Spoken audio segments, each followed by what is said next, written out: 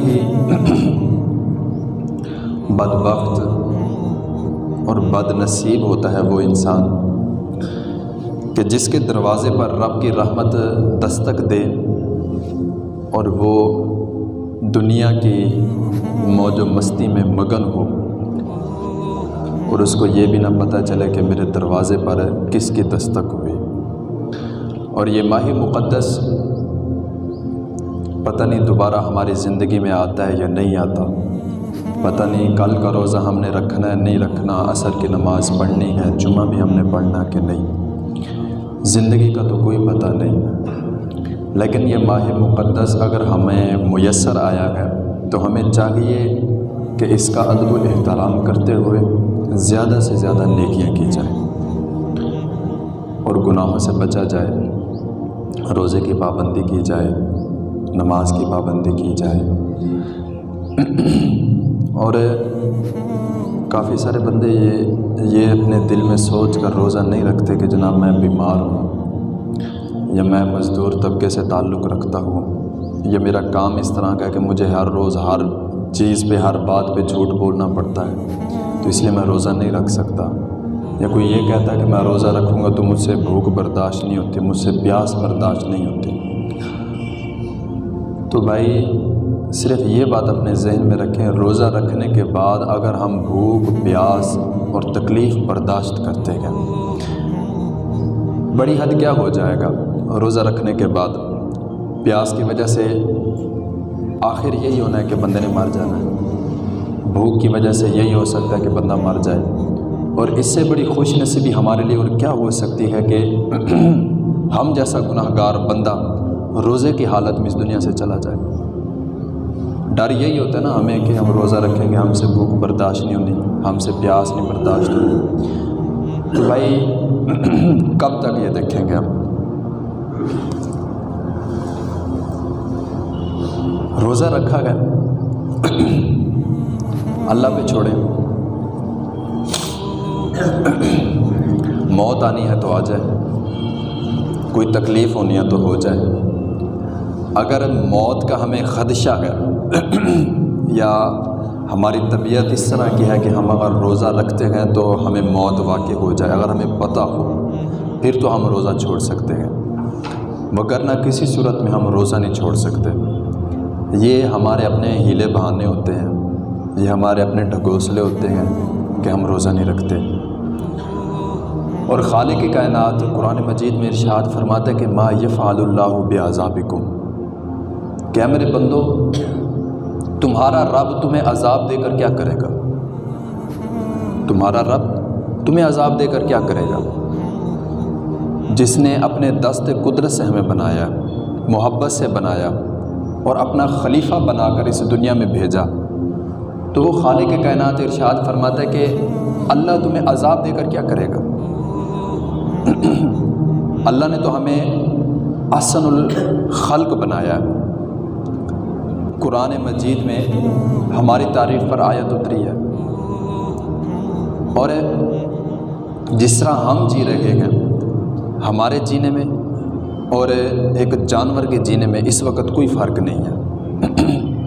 پھر میں بات یہ کر رہا ہوں کہ خالق کائنات نے اپنے دست قدرت سے ہمیں بنایا ہے بڑے ہی پیار کے ساتھ، اور اپنا نائب بنا کر اس دنیا میں ہمیں بھیجا، تو وہ اللہ ہمیں عذاب دے کر کیا کرے گا؟ وہ خود ارشاد فرماتا ہے، اور اللہ ارشاد فرماتا ہے کہ تم میرا شکر ادا کرنے والے ہو جاؤ اور جن باتوں کا میں نے بولا ان کو پورا کرو، یقیناً اللہ رب العزت شکر کرنے والوں کو خوب جانتا ہے، شکر کرنے والوں کو اللہ تعالیٰ خوب جانتا ہے۔ اب اس کے علاوہ اگر بندے کی اپنی موج ہے، مستی ہے، کیونکہ خالق کائنات تو نہیں چاہتا نا کہ جس کو میں نے پیار سے محبت سے بنایا وہ میرے عذاب میں مبتلا ہو یا وہ جہنم میں جا گرے۔ وہ پھر ہماری اپنی غلطیاں کوتاہیاں ہوتی ہیں کہ ہم کودتے ہیں گناہوں کی طرف، دنیا کی طرف، لیکن خالق کائنات تو فرماتا ہے کہ اللہ تمہیں عذاب دے کر کیا کرے گا؟ اور اللہ تعالیٰ فرماتا ہے یا ایھا الذین آمنوا اتقوا اللہ ولتنظر نفس ما قدمت لغد واتقوا اللہ، اے ایمان والو اللہ سے ڈرتے رہا کرو اور نظر کرو، غور و فکر کرو کہ تم نے اپنی آگے والی زندگی کے لیے کیا کچھ بھیجا ہے، کہ جو زندگی دائمی ہے اس کے لیے ہم نے کیا کچھ بھیجا ہے۔ ہمارے ادھر کوئی بندہ فوت ہو جائے تو ہم یہ دیکھتے ہیں کہ بھائی اس نے پیچھے کیا چھوڑا ہے، اس نے پیچھے کیا چھوڑا ہے، اپنے بچوں کے لیے، اپنی بیوی کے لیے، اپنے رشتہ داروں کے لیے یہ کیا چھوڑ کے گیا، مال و دولت کتنا چھوڑ کے گیا ہے۔ لیکن جب بندہ مر جاتا ہے تو فرشتے پوچھتے گئے ہاں بھائی بتا آگے کے لیے کیا بھیجا تھا تو نے، اور اللہ ارشاد فرماتا ہے کہ عالمت نفس ما قدمت و اخرت، قریب ہے کہ انسان جان لے کہ اس نے پیچھے کیا چھوڑا ہے اور آگے کے لیے اس نے کیا بھیجا ہے۔ اب ہمیں تو پتہ ہے نا کہ ہم کس سٹیج پر کھڑے ہوئے ہیں، ہمیں یہ بھی پتہ ہے کہ ہم نے اس دنیا کے لیے کیا کچھ بنا کے رکھا ہوا ہے، اور ہم نے وہ جو دائمی زندگی ہے جہاں پر ہم نے ہمیشہ رہنا ہے، اس مکان کے لیے ہم نے کیا تیار کیا ہے کہ جس کے اندر ہم کو جب ڈالا جائے گا تو وہاں سے ہمیں قیامت والا دن نکالا جائے گا۔ اس کے لیے ہم نے کیا سوچا ہوا ہے، اس کے لیے کیا پلان ہے ہمارا، کیا کر رہے ہیں ہم، یا کبھی قبر کے بارے میں، کبھی حشر کے بارے میں، کبھی موت کے بارے میں، کبھی اس کفن کے بارے میں کہ جس کو نہ کوئی جیب ہے، نہ ہی اس کے ہاتھ ہم اس سے باہر ہاتھ نکال سکتے ہیں، نہ ہی ہم اپنے ساتھ کچھ لے کر جا سکتے ہیں۔ کیا کبھی ہم میں سے کسی بندے نے اس چیز کے بارے میں سوچا ہے، اس رات کے بارے میں سوچا ہے کہ جس کی صبح قیامت والے دن ہوگی؟ اور کتنا ہی خوش نصیب ہوتا ہے وہ انسان کہ جو اللہ کے بتائے ہوئے طریقوں کے مطابق اپنی زندگی گزارتا ہے، کہ جب خالق کائنات نے ارشاد فرما دیا ہے کہ بندوں کا رازق میں ہوں، ان کے رزق کا ذمہ میرے اوپر ہے، تو جب خالق کائنات نے یہ ارشاد فرما دیا تو پھر انسان کو ٹینشن لینے کی یا بھاگ دوڑ کرنے کی کیا ضرورت ہے؟ اب جو انسان دنیا دار سے ڈر رہا ہے، اگر یہی خوف، یہی ڈر خالق کائنات کا ہوتا تو شاید زمانے نے ہمیں یہ زمانہ نہ دکھایا ہوتا جو آج ہم دیکھ رہے ہیں۔ اللہ فرماتا ہے کہ جب مسجد سے آواز آئے اذان کی تو دوڑو، کام کاج اپنے ترک کر دو اور اللہ کے ذکر کی طرف دوڑو، اور ہم اذان آئی ہم کہتے ہیں یار ایک کسٹمر، 2 3 4 اس کے بعد جائیں گے۔ اللہ کا خوف نہیں ہے، اور جب بندوں کا خوف ہمارے دل میں پیدا ہوا، جب بندوں سے ڈرنے لگ گئے ہم، تو پھر ہونا کیا تھا؟ وہی ہونا تھا جو آج ہمارے سامنے گیا۔ اس وقت ملک پاکستان کی جو حالت ہے آپ دیکھیں نا تو بندے کو عجیب سا محسوس ہوتا ہے، رونا آتا ہے یار یہ وہی ملک پاکستان ہے کہ جس کی بنا کلمہ طیبہ پر رکھی گئی تھی، جس کو بنایا گیا تھا اس وجہ سے کہ مسلمان کھل کے عبادت کر سکے۔ آج ہے وہ پاکستان، آج ہے وہ عوام؟ کہ ہمیں یہ چیز نہیں پتہ کہ ہمارے باپ دادا نے اس ملک کو بنانے کے لیے کتنا قربانیاں دی ہیں، صرف اس وجہ سے کہ ہماری اولاد سکون سے رہے۔ لیکن ہمیں وہ سکون جناب چاہیے نہیں، دنیا داروں سے ڈر رہے ہیں ہم۔ 8 بجے کا قانون ہے کہ 8 بجے 7 بجے 6 بجے دکان بند ہونی ہے، بند ہو جائے گی، اور میں نے دیکھا ہے کہ اس طرح ڈر رہے ہوتے ہیں کہ جناب جیسے پتہ نہیں اب قیامت آنے والی ہے، کہ جیسے ہی 6 بجتے ہیں تو دکانیں ایسے بند ہو جاتی ہیں کہ جیسے جناب اس کے بعد دنیا ہی ختم ہو جائے گی اگر دکان نہ بند کی تو۔ اوہو، اگر یہی خوف خالق کائنات کا ہوتا کہ ادھر سے آواز آتی اللہ اکبر اللہ اکبر، حیا علی الصلاۃ حیا علی الفلاح، اور ادھر ہمارے دکانوں کے شٹر گر جاتے کہ نا بھائی اب اذان کی آواز آ گئی ہے، اب رب نے حقیقی کامیابی کی طرف بلا لیا، تو ہمارے شٹر بند ہو جاتے، ہمارا کاروبار ختم ہو جاتا۔ بھائی وہ بھی تو مسلمان ہیں، ہم بھی مسلمان ہیں، دکاندار بھی اور خریدار بھی۔ کیا ہی اچھا ہوتا کہ دونوں ہی مسجد میں آ جاتے نماز پڑھنے کے لیے، کہ بھائی خرید و فروخت نماز کے بعد ہوگی، پہلے نہیں ہوگی۔ وہ کر کے تو دیکھو بھائی، پھر دیکھنا کیا ہوتا ہے۔ اور میں اپنے مشاہدات آپ کو بتاؤں، اپنا جو میں نے دیکھا ہے کہ میں اپنی مسجد سے نماز پڑھ کے نکلا تو یہ ہوتا ہے نا کہ کسی مسجد میں 5 بجے کا ٹائم ہے، کسی میں 5:15 کا، کسی میں 5:30 کا، وہ مختلف ٹائم ہوتے ہیں، ہر مسجد کے نام آگے پیچھے ہو جاتے ہیں کبھی کبھار۔ تو میں ایک دکان پر چیز لینے گیا نماز پڑھ کے، وہاں پر گاہکوں کا رش لگا ہوا تھا، مطلب کہ گاہک اچھے خاصے وہاں پر کھڑے ہوئے تھے۔ اور جب میں نے پوچھا کہ بھائی دکاندار کی طرح سارے بندے کھڑے ہوئے ہیں، انتظار کر رہے ہیں، تو بڑا ہی کمال کا آگے سے جناب جواب ملا مجھے۔ وہ بھائی جو ساتھ والی دکان پہ بیٹھا ہوا تھا، میں نے تو دعا کی کہ اللہ تعالیٰ اس کو بھی توفیق دے، اس نے کہا کہ بھائی نماز پڑھنے گیا ہوا ہے۔ اللہ اکبر! او بھائی اللہ پر توکل کر کے تو دیکھو، بھائی نماز پڑھنے گیا ہوا ہے اور گاہک اس کا انتظار کر رہے ہیں۔ اللہ کے قبضہ قدرت میں ہر چیز ہے، اللہ جو چاہے کر سکتا ہے، اللہ قادر مطلق ہے، پھر ہم کیوں ڈر گئے ہیں؟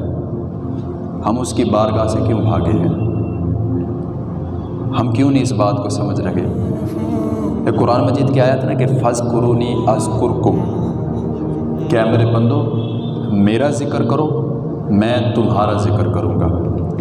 اب یہ بات تو ہماری سمجھ میں آتی ہے کہ ہم اللہ کا ذکر کریں، اور ہمیں کرنا بھی چاہیے، اور ہمیں پیدا بھی اس لیے کیا گیا، لیکن اس کے آگے والا جو لفظ ہے کہ میں تمہارا ذکر کروں گا، یہ بات تھوڑا سمجھ سے باہر ہو جاتی ہے۔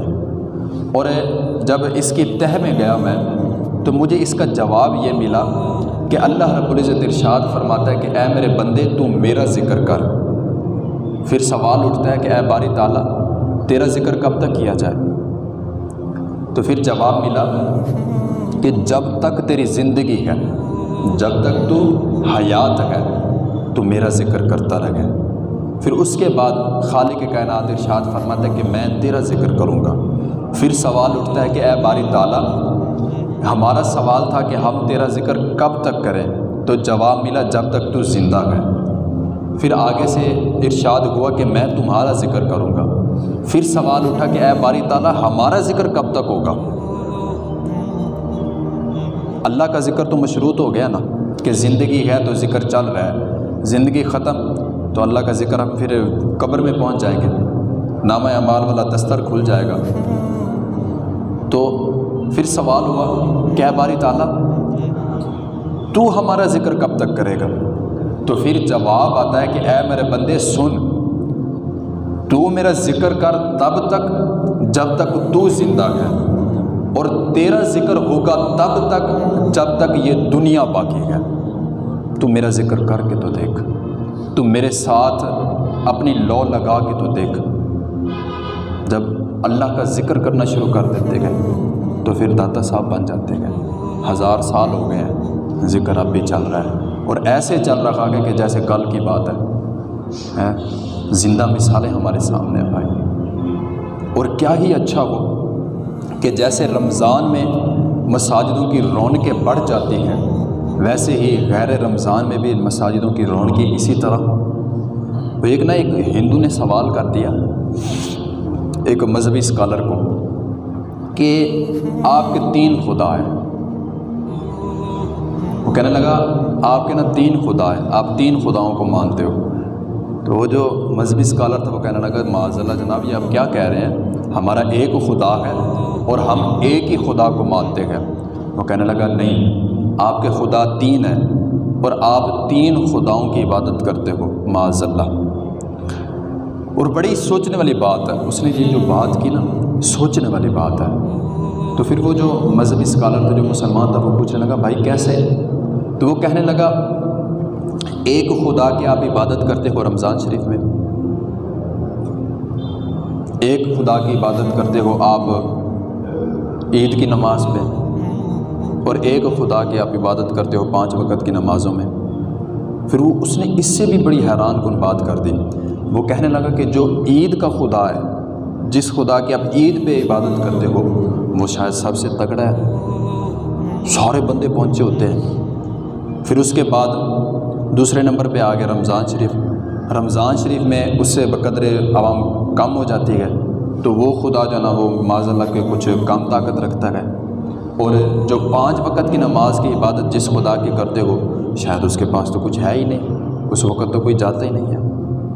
اگر دیکھا جائے تو بات اس کی سوچنے والی ہے، کی تو اس نے غلط بات ہے، کفریہ کلمات ہے، لیکن سوچنے والی ہے کہ کیا ہماری حالت اس طرح نہیں ہے؟ کیا ہم آج اس طرح نہیں بن چکے؟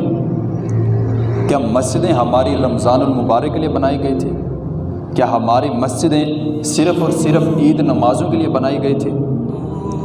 وہ عید جو واجب ہے اس کے لیے بھاگ رہے ہیں ہم، کاروبار چھوڑ دیا، اور اتنا عوام آ جاتی ہے کہ بھائی جگہ کم پڑ جاتی ہے، وسائل نہیں ہوتے، عوام گلیوں میں کھڑی ہوتی ہے، عید نماز کی جگہ نہیں مل رہی، اور جو واجب ہے اس کے پیچھے اتنا بھاگ رہے ہو، اور جو فرض ہے اس کو بھولے بیٹھے گئے۔ فرض کے لیے ٹائم نہیں ہے ہمارے پاس ہے، تو کیا ہم نے مرنا نہیں ہے؟ کیا ہم نے اس دنیا کو چھوڑ کر جانا نہیں؟ کیا ہم سے پوچھا نہیں جائے گا ہاں بندے بتا، تجھے وقت ملا تھا، تجھے مہلت ملی تھی، 5 وقت آواز لگتی تھی، تو پھر بھی میری بارگاہ میں نہیں آتا تھا، تو کس کامیابی کے پیچھے بھاگتا رہا، تو کس رازق کے پیچھے بھاگتا رہا؟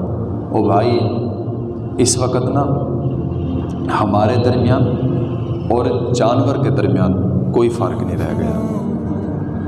لَقَدْ خَلَقْنَا الْإِنسَانَ فِي أَحْسَنِ تَقْوِيمٍ، اس کا مطلب یہ تھا کہ انسان کو خوبصورت بنایا گیا اور تقویت دار بنایا گیا۔ اس کا مطلب یہ تھا کہ وہ اللہ کی عبادت کرتا ہے۔ باقی تو ہمارا صرف جانوروں سے جناب ڈفرینٹ اسی بات میں آتا ہے کہ وہ ہر کام کرتے ہیں، وہ عبادت نہیں کر سکتے جیسے ہم کرتے ہیں، وہ مساجد میں نہیں آ سکتے، نہ ہم نے آنا ہے۔ صرف یہی ہمارا جناب ایک دوسرے کے متضاد ہے جو کام، باقی تو سارے برابر ہیں، کھا وہ بھی رہے ہیں، کھا ہم بھی رکھے گئے، ہاں جی، ہر چیز ہو رہی ہے، سو بھی رہے ہیں وہ، ہم بھی سو رہے ہیں، چل پھرتے ہیں وہ بھی چلتے ہیں، ہم بھی چلتے پھرتے ہیں، فرق تو کوئی نہ رکھا نا۔ تو یہ فرق مٹایا کس نے؟ ہم نے، نماز قرآن کو بھلا کر۔ جب اللہ رب العزت ارشاد فرماتا ہے کہ مجھ پر توکل کرو، مجھ پر بھروسہ کرو، ہیں اللہ رب العزت تو اس پرندے کو بھی دے دیتا ہے کہ پرندہ صبح جب اٹھتا ہے نا تو اس کی چونچ خالی ہوتی ہے، اور نہ ہی اس کی کوئی دکان ہے، نہ اس کا کوئی ٹھیلا ہے، نہ ہی اس کا کوئی کاروبار ہے، نہ ہی اس کے کوئی خریدار ہیں، کسٹمر، کچھ بھی نہیں ہے، لیکن اس کو بھروسہ ہے اللہ پر۔ صبح نکلتا ہے اللہ پر بھروسہ کر کے، جب واپس آتا ہے نا تو اپنی چونچ میں اپنی خوراک لے کر آتا ہے۔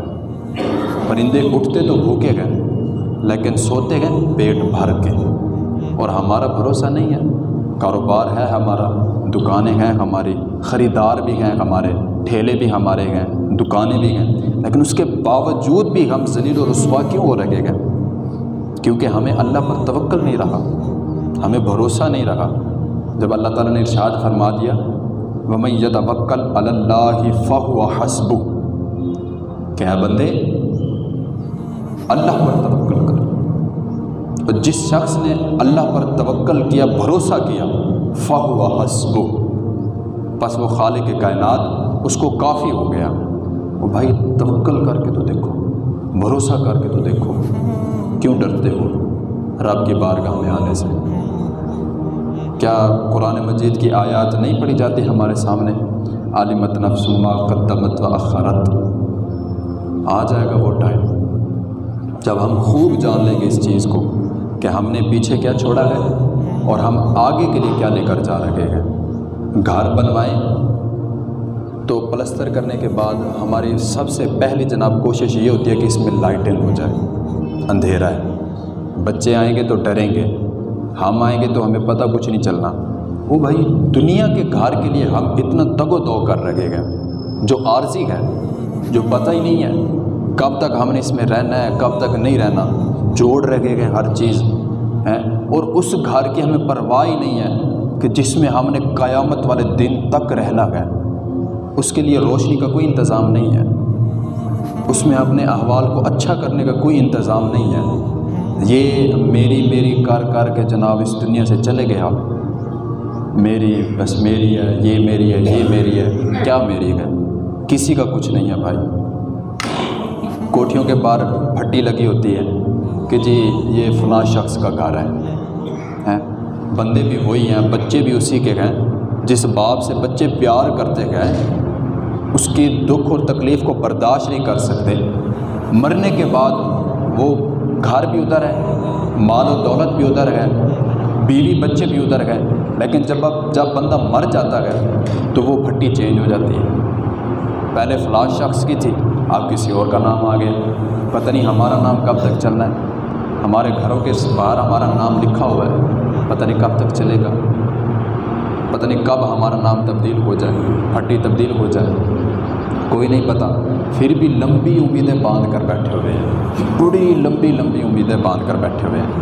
یہ سکندر 15 لاکھ مربع میل کا فاتح تھا، یہ بندہ 15 لاکھ مربع میل، ہمیں تو 5 مرلے مل جائیں تو ہم کہتے ہیں جناب ہمارے جیسا چودھری کوئی نہیں ہے، ہمیں جناب 1 کنال کی کوٹھی کیا مل جائے، 4 پہیوں والی گاڑی کیا مل جائے، ہم کہتے ہیں جناب ہمارے جیسا بڑا بندہ ہی کوئی نہیں ہے، تکبر بھر جاتا ہے ہمارے اندر، لیکن وہ 15 لاکھ میل مربع کا فاتح تھا اور مالک تھا، حکومت کرتا تھا۔ ایک دن کیا ہوا کہ زندگی نے وفا نہ کی، عیش و عشرت زیادہ نہیں تھے اس کے لیے، سانپ نے ڈس لیا، تو پھر ارسطو جو تھا انہوں نے سکندر کا ٹریٹمنٹ کیا، لیکن ان کا علاج کیا، تو علاج جب چل رہا تھا تو جب ارسطو نے دیکھا کہ اب زہر جو ہے نا پورے جسم میں پھیل رہا ہے، جسم جو ہے وہ نیلا پڑنے لگ گیا، زہر کا تاثر جو ہے نا وہ بڑھ رہا، تو ارسطو نے کہا کہ جی اب آپ کے پاس نا زیادہ وقت نہیں ہے، آپ کے پاس زیادہ وقت نہیں ہے، کچھ ہی لمحات ہیں آپ کے پاس۔ تو سکندر نے جو 15 لاکھ مربع میل کا فاتح تھا، اس نے اپنے وزیر کو بلایا اور اس کو وصیت لکھوائی کہ میرے مرنے کے بعد نا میرے کفن کو سائیڈوں سے پھاڑ کے میرے دونوں ہاتھ نا ایسے باہر نکال دینا، ایسے دونوں ہاتھ ایسے باہر نکال دینا، اور پورے شہر کا چکر لگوانا، جہاں تک ہو سکے چکر لگوانا، اور اس سوئی ہوئی قوم کو بتانا کہ بھائی دیکھو آج سکندر جو 15 لاکھ مربع میل کا فاتح تھا، مرنے کے بعد خالی ہاتھ جا رہا ہے، کچھ نہیں لے کر جا رہا ہے ساتھ، کچھ بھی نہیں ہے ساتھ، خالی ہاتھ جا رہا ہے۔ شعر بھی آپ نے سنا ہے، وہ اسی چیز کو دیکھ کر لکھا گیا تھا، خالی ہاتھ جا رہا ہے، اور ہم کہہ رہے ہیں میری ہے میری ہے، کیا ہم یہ نہیں سنتے کہ خالق کائنات ارشاد فرماتا ہے کہ لہو ما فی السماوات و ما فی الارض وللہ ملک السماوات والارض قل اللہم مالک الملک، اللہ تعالیٰ فرماتا ہے کہ ہر چیز میرے لیے ہے، زمین و آسمان اللہ کے لیے گئے، یہ اللہ کے قبضہ قدرت میں ہے، تو پھر ہم کس چکروں میں پھر رہ گئے، ہم کس زندگی میں جی رہے ہیں کہ یہ میری ہے، یہ میری ہے، یہ فلانی دکان میری ہے اور یہ فلانی جائیداد میری ہے، کس کی ہے بھائی؟ کسی کی نہیں ہے، کسی کی بھی نہیں ہے بھائی، آج ہم ہیں تو ہمارے نام پر ہے، جب ہم جائیں گے تو کچھ بھی نہیں ہے۔ تو بتانے کا مقصد یہ تھا کہ جس کے پیچھے ہم لڑ رہے ہیں وہ تو ہماری ہے ہی نہیں، اور جو چیز ہماری ہے اس کے بارے میں ہم سوچ ہی نہیں رہے ہیں۔ جس زندگی میں ہم نے ہمیشہ رہنا ہے، جہاں پر ہمیں جزا ملے گی، حساب و کتاب ہوگا، اس کے لیے تو ہم نے کچھ سوچا ہی نہیں ہے۔ حضرت سیدنا عمر فاروق رضی اللہ تعالیٰ عنہ، آپ سے ایک روایت ملتی ہے، آپ بیان کرتے ہیں کہ حاسبوا قبل ان تحاسبوا وازنوا قبل ان توازنوا، کہ اے بندو حساب کر لو اس سے پہلے کہ تمہارا حساب ہو، وزن کر لو اپنا اس سے پہلے کہ تمہارا وزن کیا جائے، اس سے پہلے کہ تمہارا وزن ہو، اس سے پہلے کہ اپنے نام اعمال کو تول کر دیکھ لو بھئی کیا ہونے والا ہے۔ یہ حاجی یا عمرہ کرنے والے احباب جب مکہ مدینہ سے واپس آ رہے ہوتے ہیں زیارتیں کر کے، تو ان کو نا ایک پریشانی لاحق ہوتی ہے، یہ جو حاجی صاحبان بیٹھے ہوئے ہیں جن نے عمرہ کیا ان کو اس بات کا پتہ ہوگا، ایک پریشانی لاحق ہوتی ہے جب وہ واپس آ رہے ہوتے ہیں، وہ کیا کہ اگر ہمارے پاس جو اشیاء ہیں، جو چیزیں ہیں، ان کا وزن ایک مقرر ہوتا ہے کہ آپ جہاز میں اتنا وزن اپنے ساتھ لے جا سکتے ہیں، اس سے زیادہ وزن نہیں لے جا سکتے۔ تو وہ حاجی جو ہوتا ہے وہ بار بار اس ٹینشن سے بچنے کے لیے کہ یہ 2-3 منٹ کا جو وہاں پر میرے لیے مسئلہ بنے گا، اس سے بچنے کے لیے وہ بار بار اپنا وہ سامان تول رہا ہوتا ہے کہ کہیں وزن بڑھ نہ جائے، کہیں وہاں پر 2-3 منٹ کی جو تکلیف مجھے ملنی ہے، ٹینشن ہونی ہے، وہ نہ ہو۔ اور یہ بھی ہمیں پتہ ہے کہ وہاں پر 2-3 درہم دینار دے کر، کچھ پیسے دے کر ہم جناب کچھ 2-3 کلو زیادہ لے بھی سکتے ہیں وہاں سے، لیکن اس کے باوجود بھی ایک پریشانی ہوتی ہے۔ ہاں بھائی، جتنا انہوں نے بتایا ہے اتنا ہی وزن لے کر جا سکتے ہیں، اگر زیادہ لے کر جائیں گے تو ایئرپورٹ پر ہمیں پریشانی کا سامنا کرنا پڑے گا۔ او بھائی، وہاں پر ہم ڈر جاتے ہیں، تو کیا ہمیں یہ نہیں پتہ کہ قیامت والے دن خدا نہ خواستہ ہمارے گناہوں کا وزن زیادہ ہو جائے اور پل صراط ہم سے پار نہ ہو، پھر ہم کیا کریں گے؟ یہ تو دنیا کی پریشانی سے بچنے کے لیے ہم اتنا محتاط رہتے ہیں، تو جب ہمارے گناہوں کا وزن بڑھ جائے گا، جب ہمارے نامہ اعمال میں کوئی نیکی نہیں ہوگی، تو پھر وہ وزن ہم کیسے اٹھائیں گے؟ اور وہاں پر تو کوئی رشوت بھی نہیں چلتی، وہاں پر تو کوئی کسی کی سنتا بھی نہیں ہے، وہاں پر تو وہ ہوگا جو ہم نے کمایا، جو ہم نے آگے کے لیے بھیجا، اور پھر وہاں پر ہم صرف اور صرف یہ کہہ رہے ہوں گے کہ یقول یا لیتنی قدمت لحیاتی، کاش کہ اس دنیا میں رہتے ہوئے میں نے آگے کے لیے کچھ بھیجا ہوتا، تو آج میری زندگی سکھی ہو جاتی، آج میں سکون سے رہتا۔ لیکن نہیں، ہم نے تو اس بات کو سننا ہی نہیں ہے۔ ہم آئے، مسجد میں بیٹھے، واعظ و نصیحت سنا اور مسجد سے باہر نکلے اور ایسے دو سے دلے ہوئے کہ جیسے ہم نے کچھ سنا ہی نہیں ہے، کچھ بھی نہیں سنا ہم نے، اثر نہیں ہوتا ہم پر۔ وجہ کیا ہے کہ گناہوں کا وزن زیادہ ہو گیا ہے کہ واعظ و نصیحت ہمارے اوپر اثر ہی نہیں کرتی، پتہ ہی نہیں چلتا، بس ٹھیک ہے سن لیا، مسجد سے باہر گیا، ہر چیز ختم، مرنا نہیں ہم نے۔ اور میں اگلے دن یہ بازار میں گیا تو ایک بندہ میرے سے پوچھنے لگا، جی علامہ صاحب طبیعت خراب رہتی ہے، کیا میں روزہ چھوڑ سکتا ہوں؟ وہ طبیعت کیا خراب رہتی ہے کہ جناب میں نے دوائی کھانی ہے۔ یہ ایک معمولی سا جناب ہمارا عذر ہوتا ہے کہ ہم نے دوائی کھانی ہے، ڈاکٹر نے ہمیں کہا ہے کہ 3 ٹائم دوائی کھانی ہے۔ وہ بھائی ڈاکٹر کا کہنا مان رہے ہو، اس رب کا کہنا یاد نہیں ہے؟ ڈاکٹر کی بات تو ہمیں پتہ چل رہی ہے، یہ اس ڈاکٹر کی ہم جناب پاسداری نہیں کر رہے، نہ ہم اس کی تابع فرمانی کر رہے ہیں، یہ ہمارے اندر کا شیطان ہمیں اکسا رہا ہوتا ہے۔ وہ بھائی تو بیمار ہے، تو نے تو دوائی کھانی ہے، تو روزہ کیسے رکھے گا؟ پھر دوائی کدھر جائے گی؟ اور وہ میرے سے پوچھنے لگا کہ جی علامہ صاحب میں نے دوائی کھانی ہوتی ہے، کیا میں روزہ چھوڑ سکتا ہوں؟ میں نے پوچھا بھائی وجہ کیا ہے؟ کہ جی مجھے نہ سانس کا مسئلہ ہے یا کوئی پیاس لگتی ہے، وہ مجھے یاد نہیں کہ اس نے بیماری کیا بتائی۔ تو میں نے اس کو یہ کہا کہ میں نے کہا بھائی صرف اپنے ذہن میں یہ سوچ کے رکھ کہ یار میں نے روزہ رکھا ہے، بس رکھ لیا، روزہ رکھنا تھا، روزہ صبح اٹھا ہوں، سحری کی ہے، روزہ رکھ لیا، بس اللہ نے حکم دیا کہ اس ماہ مقدس میں روزے رکھنے ہیں تو میں نے رکھ لیا، بس بات ختم۔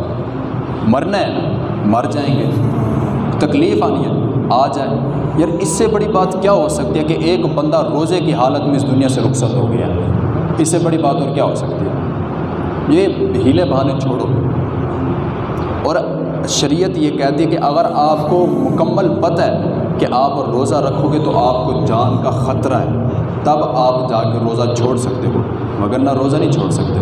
اور ہم کیا کہتے ہیں کہ جناب ہم نے سارا دن کاروبار میں جھوٹ بولنا ہے تو ہم روزہ نہیں رکھ سکتے ہیں جی، ہم بازار میں بیٹھتے گئے، ہماری آنکھیں محفوظ نہیں رہتی، لہٰذا ہم روزہ نہیں رکھ سکتے۔ یار یہ عجیب تماشا ہے یار، کہ ہمیں یاد نہیں ہے کہ ہم نے بھی جانا ہے اس خالق کے پاس، ہم نے بھی ان کے سامنے پیش ہونا ہے، پوچھا جائے گا ہم سے، ہاں بھی بتا زندگی ملی تھی تجھے، موقع بھی ملا تھا، رمضان شریف بھی آیا تھا، صدائیں بھی لگتی رہتی تھی، اس کے باوجود بھی تو نے روزہ نہیں رکھا۔ اور کتنا ہی خوش نصیب ہوتا ہے وہ انسان کہ جو اللہ کے حکم کے مطابق وہ روزہ رکھتا ہے، اور سارا دن اس کے سامنے بڑی ہی کمال کی غذائیں پیش ہوتی ہیں، مشروبات پڑے ہوتے ہیں، کھانے پڑے ہوتے ہیں، لیکن وہ نہیں کھاتا۔ کیوں؟ کہ میں نے روزہ رکھا ہوا ہے، آج مجھے منع ہے کہ آج میں نے کچھ نہیں کھانا۔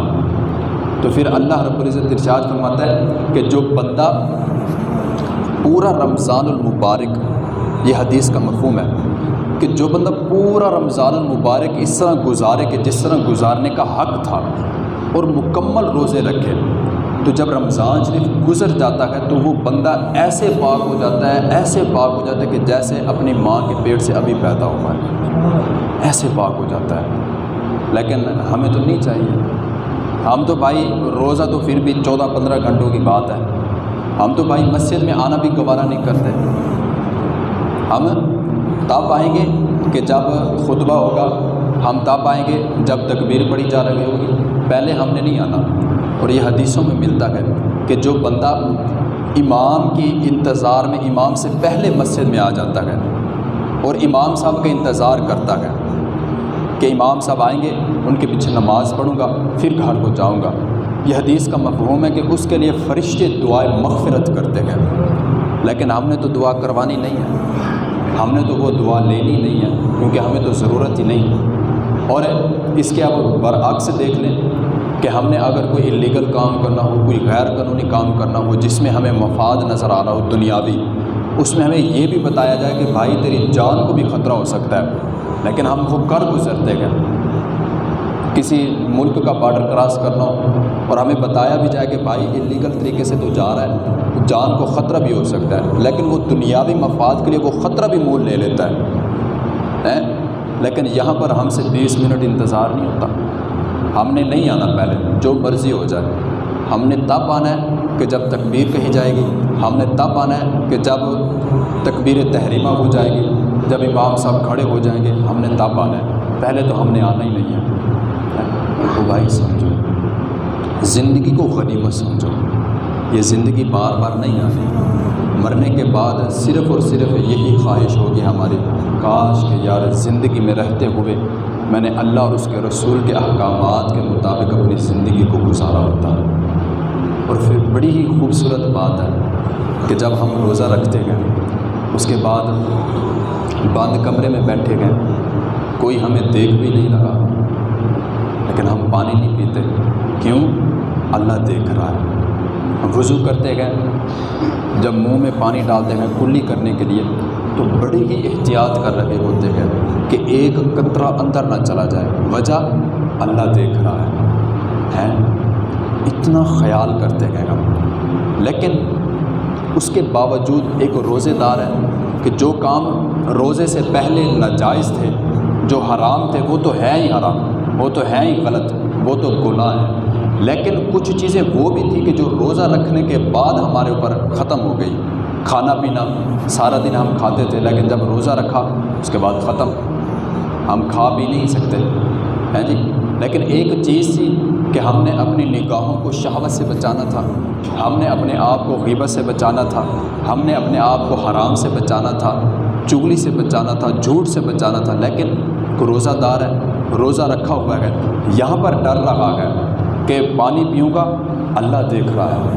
یار جو اللہ ہمیں رمضان میں دیکھ رہا ہے، کیا وہ غیر رمضان میں ہمیں نہیں دیکھ رہا ہوتا؟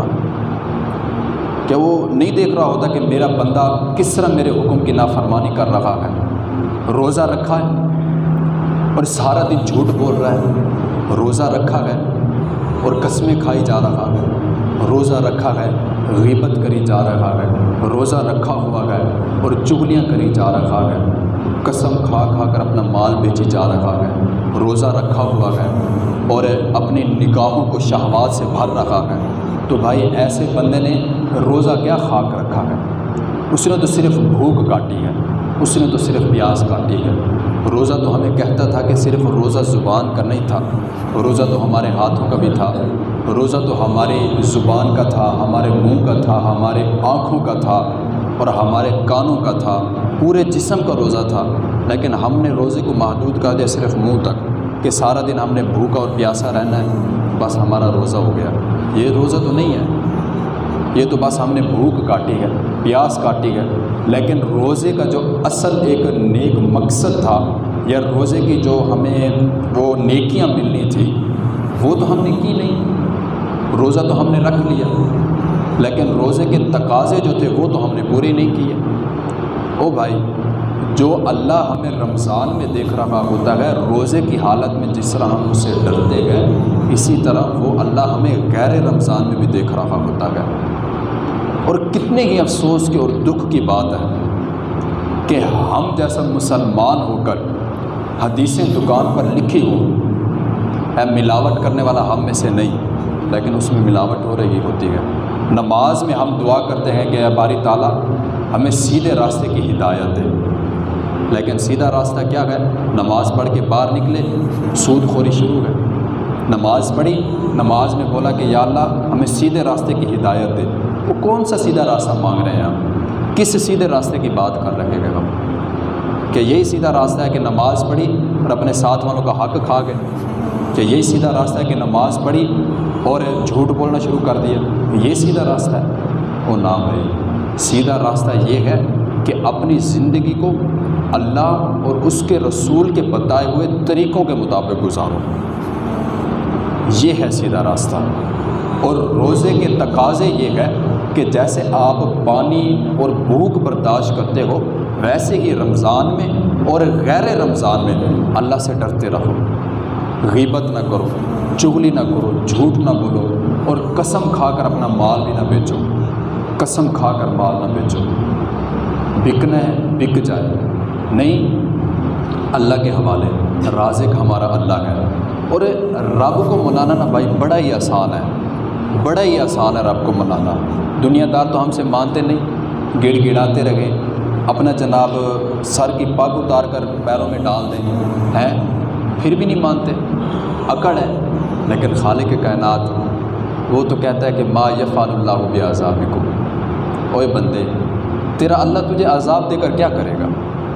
ما یفعل اللہ بعذابکم، اللہ تمہیں عذاب دے کر کیا کرے گا؟ اور جس نے اپنے دست قدرت سے تجھے بنایا ہے، جس نے محبت سے بنایا ہے، وہ تمہیں عذاب کیوں دے گا؟ وہ تمہیں عذاب میں کیوں ڈالے گا؟ یہ تو ہماری اپنی جناب حرکتیں ہوتی ہیں کہ ہم کود پڑتے ہیں، جس چیز سے ہمیں روکا جائے ہم ادھر گھستے ہیں۔ لیکن بھائی اللہ کو منانا بہت ہی آسان ہے، بہت ہی آسان ہے۔ ایک مسجد کے باہر دیوار پہ لکھا ہوا تھا، شاید آپ نے بھی پڑھا ہو، میں نے بھی دیکھی تصویر، وہ لکھا ہوا تھا مسجد کے باہر کہ اگر تم گناہ کر کر کے تھک گئے ہو نا تو رب کی رحمت آج بھی تجھے آواز دے رہی ہے، آ جا میرے پاس واپس لوٹ آج۔ یا ایھا الانسان ما غرک بربک الکریم، اے بھاگے ہوئے انسان، اے دوڑے ہوئے انسان، اپنے رب کی بارگاہ میں لوٹا، تیرا رب بہت بڑا غفور الرحیم ہے۔ تو معافی مانگ کے تو دیکھ، تو ایک بار آ کے تو دیکھ، تو جتنی بار گناہ کرے گا، تو جتنی بار توبہ کرے گا، خالق کائنات اتنی ہی مرتبہ تجھے معاف کرے گا۔ یہ اس کا وعدہ ہے کہ میرے در پہ آ تو صحیح۔ اور رب کو منانا نا بھائی بڑا آسان ہے، سجدہ کرو، ایک آنسو بہاؤ ندامت کا، رب راضی ہو گیا ہے، معافی مانگی اللہ نے معاف فرما دیا۔ اور رب کو نا جناب بہت ہی آسان طریقہ منانے کا، بہت آسان ہے۔ رب تو 70 ماؤں سے بھی زیادہ پیار کرتا ہے۔ یہ مثال کیوں دی جاتی ہے کہ ایک ماں جتنا اپنے بچے سے پیار کرتی ہے، اسی طرح 70 ماؤں سے بھی زیادہ رب اپنے بندوں سے پیار کرتا ہے۔ بھائی آ کے تو دیکھو، اور رب کی بارگاہ میں سر جھکا کر تو دیکھو ہیں، پھر دیکھو کیسے کیسے ہمارے پر انعام و کرامات ہوتے ہیں۔ یہ ایک حکایت ملتی ہے، حضرت سلطان ابراہیم بن ادہم رحمۃ اللہ تعالیٰ علیہ آپ کی، کہ شاید میں نے یہ پہلے بھی سنائی ہوگی، لیکن یہ دل جوئی کے لیے دوبارہ میں بیان کر رہا ہوں کہ ایک دن آپ آرام فرما تھے، اپنے بستر پر سوئے ہوئے تھے، تو خواب میں کیا دیکھتے ہیں کہ 2 بندے آئے، ایک نے رجسٹر پکڑا ہوا ہے اور دوسرا اس کو کچھ بتائی جا رہا ہے اور وہ لکھی جا رہا ہے۔ تو آپ رحمۃ اللہ تعالیٰ علیہ آپ بیان کرتے ہیں کہ میں نے ان سے پوچھا کہ بھائی کون ہو تم؟ تو وہ کہنے لگے کہ ہم اللہ کے مقرب فرشتے ہیں۔ تو بھائی یہ کیا کر رہے ہو؟ وہ کیا تمہیں بتا رہا ہو، تم لکھ رہے ہو، یہ کیا ہے؟ تو وہ آپ رحمۃ اللہ تعالیٰ علیہ آپ بیان کرتے ہیں کہ جب میں نے یہ سوال کیا تو آگے سے وہ جواب دینے لگے، وہ کہنے لگے کہ میں یہاں پر لکھ رہا ہوں اور یہ مجھے لکھوا رہا ہے وہ بندے کہ جنہوں نے اللہ کو راضی کر لیا، جنہوں نے نماز قرآن پڑھا اور اپنے رب کو راضی کر لیا۔ یہ ان لوگوں کے نام بتا رہا ہے اور میں لکھ رہا ہوں۔ تو آپ رحمۃ اللہ تعالیٰ نے آپ بیان کرتے ہیں کہ میں نے ان سے پوچھا کہ کیا اس لسٹ میں، اس فہرست میں میرا بھی نام ہے؟ تو وہ کہنے لگے نہیں، اس فہرست میں تمہارا نام نہیں ہے۔ تو آپ نے جب یہ بات سنی نا تو آپ خوف سے، وحشت سے اسی وقت اٹھ گئے اور آپ نے بڑے ہی مجاہدات کیے، بڑی ہی محنت کی، نماز پڑھی، توبہ و استغفار کیا، تسبیح و تحلیل کی، بڑی محنت کی۔ پھر کیا ہوا کہ ایک رات وہی ماجرا دوبارہ پیش آیا، 2 فرشتے آئے، رجسٹر پر کچھ لکھے جا رہے ہیں اور وہ لکھوائی جا رہا ہے۔ تو آپ نے جب دیکھا نا کہ یہ لکھ رہے ہیں کام سارے، تو آپ نے پوچھا کہ اب کیا لکھ رہے ہو؟ تو وہ جو 2 فرشتے تھے وہ کہنے لگے کہ اب ہم ان لوگوں کا نام لکھ رہے ہیں جن سے اللہ راضی ہو گیا۔ تو آپ رحمۃ اللہ تعالیٰ نے آپ لکھتے ہیں کہ میں نے ان سے سوال نہیں کیا، پھر میں خاموش ہو گیا۔ تو وہ فرشتے خود کہنے لگے کہ اللہ کے بندے کہ آج نہیں پوچھے گا میرا نام ہے کہ نہیں ہے؟ تو آپ رحمۃ اللہ تعالیٰ نے آپ بیان کرتے ہیں کہ میں نے آگے سے جواب دیا کہ میں تو اس لیے خاموش ہو گیا، میرا تو نام اس لسٹ میں نہیں تھا جنہوں نے اللہ کو راضی کر لیا، تو یہ تو اس سے اوپر والا درجہ ہے جن سے اللہ راضی ہو گیا، میرا تو نام اس فہرست میں بھی نہیں تھا، تو یہاں پر تو پوچھنا بے سود ہے، میرا تو نام اس لسٹ میں ہوگا ہی نہیں۔ تو وہ فرشتے کہنے لگے کہ تجھے مبارک ہو، اس فہرست میں سب سے پہلے نمبر پر تیرا نام لکھا ہوا ہے۔ او بھائی محنت کر کے تو دیکھو، اللہ کی بارگاہ میں آ کر تو دیکھو، سر جھکا کر تو دیکھو، اپنے معاملات اللہ کے سپرد کر کے تو دیکھو، پھر دیکھو کیا ہوتا ہے۔ دنیا داروں کے ساتھ ہم نے بڑا لگا لیا، بڑا ہم نے دنیا داری کر لی۔ جیسے رمضان میں ہم مسجدوں کو آباد رکھتے ہیں، ویسے غیر رمضان میں بھی یہ مسجدیں ہوتی ہیں، ویسے ہی غیر رمضان میں یہ اللہ کا گھر ہوتا ہے اور نماز ہم پر فرض ہوتی ہے، اور اس پر بھی ہمیں نظر کرنی چاہیے، غور و فکر کرنا چاہیے، سوچنا چاہیے اور دیکھنا چاہیے کہ یار میں خود ہی یہ چیز سوچتا ہوں کہ ایک وقت ہوتا ہے کہ پہلی صف بھی مکمل نہیں ہوتی نماز کے لیے نا، پہلی صف بھی مکمل نہیں ہوتی، لیکن ایک وقت آتا ہے کہ مسجد میں نماز پڑھنے کے لیے جگہ نہیں ہوتی۔ پھر دل میں خیال آتا ہے کہ یار یہ عوام کہاں سے آتی ہے؟ آسمان سے اترتی ہے، زمین سے نکلتی ہے، یہ ہم ہی تو ہوتے گئے۔ واجبات کو ہم بڑے اچھے طریقے سے ادا کر رہے ہیں، میں منع نہیں کرتا، لیکن یار جو فرض ہے اس کو بھی تو ادا کرنا۔ مسجدیں صرف رمضان شریف کے لیے نہیں بنائی گئی۔ آج دیکھیں نا، صبح کی نماز پہ دیکھیں، ظہر پہ دیکھیں، عصر، مغرب، عشاء، ماشاءاللہ بڑا رش ہوتا ہے، بڑا مجمع ہوتا ہے، پھر یہ بندے آگے پیچھے کہاں جاتے ہیں؟ بس رمضان میں نمازیں ہم پر فرض ہیں، اس کے بعد نہیں ہیں، اس کے بعد ہم نے نمازیں نہیں پڑھنی۔